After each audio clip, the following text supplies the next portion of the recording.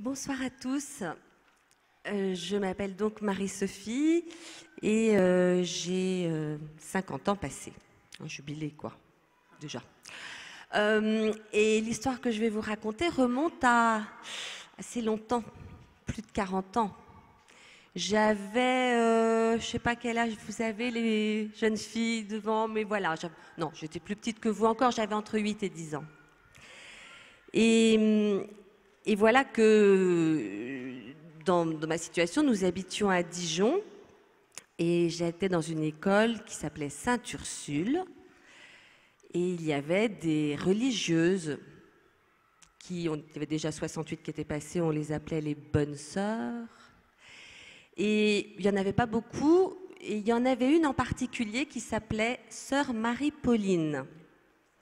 Sœur Marie-Pauline avait la très difficile tâche de se faire respecter et de faire respecter la discipline à des heures où nous avions tous envie de faire du bruit, de nous détendre.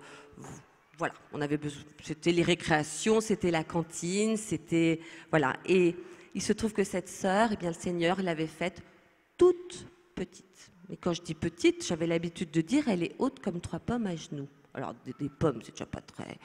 Ouais, mais alors, des pommes à genoux. Et elle était donc assez petite et j'étais je sais pas, à 8-10 ans, j'étais déjà un peu plus grande qu'elle. Pas de beaucoup, mais un peu plus grande. Voilà le contexte. Et il se trouve que j'avais inventé une chanson sur elle, pas très belle. Une chanson qui, en fait, me permettait d'amuser la galerie.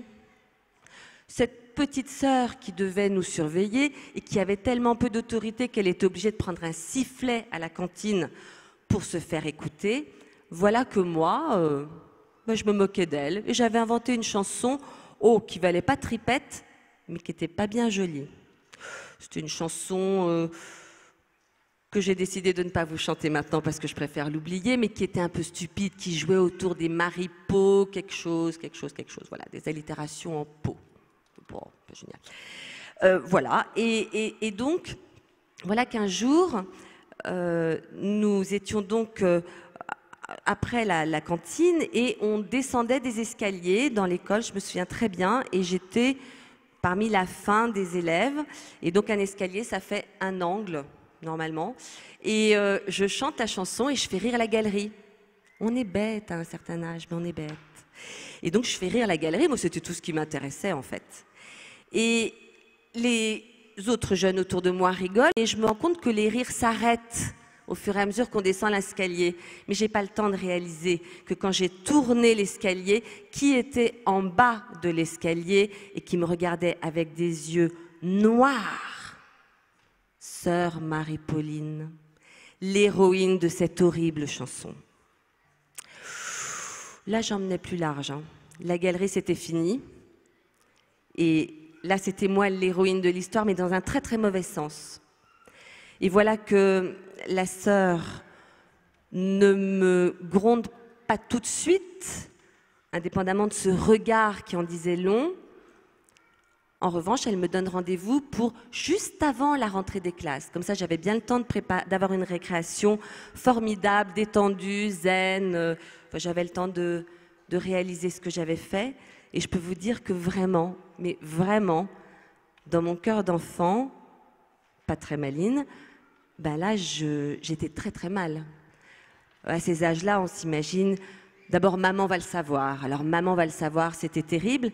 Et je vais décevoir maman. Et puis j'allais sans doute être punie de manière très grave. J'allais peut-être être renvoyée de l'école. Et voilà, donc là, le temps passe et l'heure du rendez-vous arrive. Et je retrouve sœur Marie-Pauline à l'endroit dit et elle m'emmène dans une classe. Elle me fait rentrer dans la classe.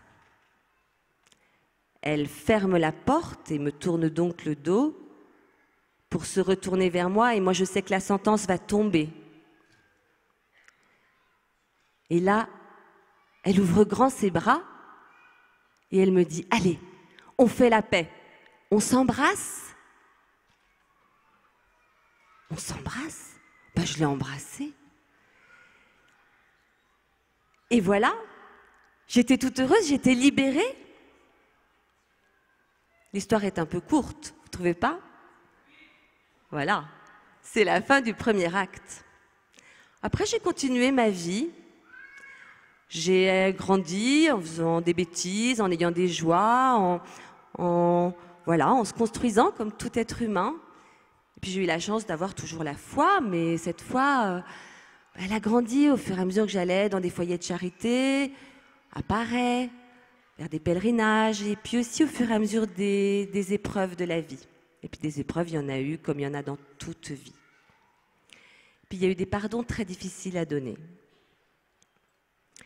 Et voilà que, au fur et à mesure de mon chemin spirituel, j'avais complètement oublié sœur Marie-Pauline. Je crois que j'avais même plus son nom. Et voilà que, dans la prière, le Seigneur qui avait semé une graine ce jour-là, quand j'avais 8-9 ans, eh bien, m'a fait revenir cette histoire de ma vie. Mais ça s'est passé tout doucement, ça s'est passé progressivement. Petit à petit, il me faisait faire mémoire de cet acte gratuit de miséricorde, de pardon qu'il m'avait donné, que sœur Marie-Pauline m'avait donné. Et petit à petit, j'ai réalisé le trésor, le cadeau que j'avais reçu à ce moment-là. Et voyez comme le Seigneur est bon et qu'il nous rattrape toujours. Parce que moi qui avais eu la mémoire courte, au temps voulu par Dieu, eh bien voilà que ce souvenir est remonté et que vraiment mon cœur a été plein de reconnaissance pour cette sœur qui m'avait appris à pardonner alors que tout tendait plutôt à ne pas pardonner, ou tout du moins à punir. Et voilà que le Seigneur me disait, tu vois, tu as été pardonné gratuitement. Moi, je pardonne toujours, mais toi aussi, ce que tu as reçu, donne-le à ton tour et pardonne. Gloire à Dieu.